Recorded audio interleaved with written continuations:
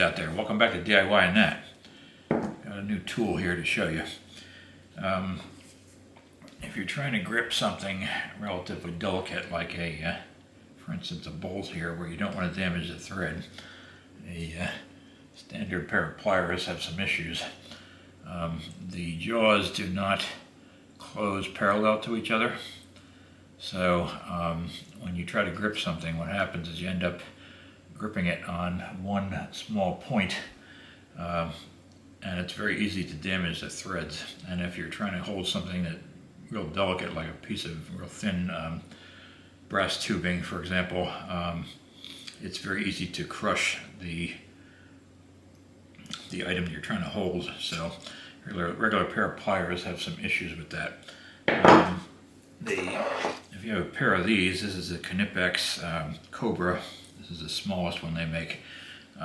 These have jaws that open parallel to each other, so that's a big advantage with this, because the force that you're applying to the object is distributed over a wider area. You're less likely to damage it. The problem with these, though, is they're kind of expensive. These are running about $40 right now on Amazon, and this is the smallest version. If you needed a larger one, they're even more.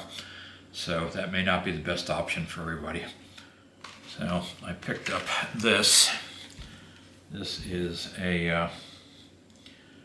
these are parallel jaw pliers. This one happens to be from Beadsmith, and this is they particularly advertise this for holding little beads when you're making jewelry, because it's much easier to hold them with this without breaking them. But any kind of situation where you need the jaws to be parallel, these work just fine. So let's open this up.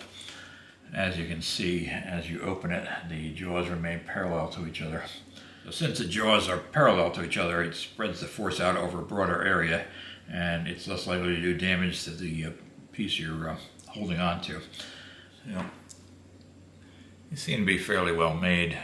The jaws are machined from solid stock, it looks like, and they have decent size nuts holding it together, and the rivets are pretty good size, and so it doesn't look junky. And the handles are sheet metal, but they are bent over nicely, and there's a nice seam in the middle of it, and the thickness of the metal is pretty good. So they need to loosen up a little bit. I might put a drop of oil on there, but other than that, it seems like it's pretty well made. So I think I can recommend buying those. And these were $20, so they're about half the price of the Knipex.